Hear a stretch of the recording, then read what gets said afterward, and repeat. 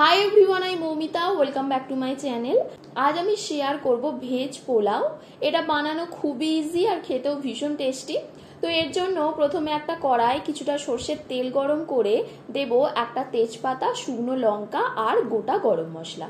এগুলোকে কয়েক সেকেন্ড ভেজে নিয়ে দেব একটা কুচানো পেঁয়াজ। পেঁয়াজটাকে 2 থেকে 3 মিনিট হালকা ব্রাউন করে ভেজে নিয়ে দিচ্ছি 1 চা চামচ গ্রেট করা আদা। আদাটাকেও ভেজে নিয়ে দেব কেটে রাখা সবজি। আমি এখানে আলু, বরবটি, কড়াই আর গাজর দিয়েছি। তোমরা তোমাদের পছন্দ মতো যে কোনো সবজি দিতে পারো।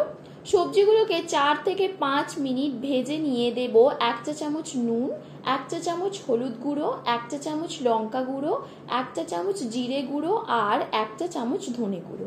এবার সামান্য একটু জল দিয়ে মশলাটাকে কষে নেব। মশলাটা কষা হয়ে গেলে দেব ভিজিয়ে রাখা চাল। চালটাকে আমি 30 মিনিট ভিজিয়ে রেখেছিলাম।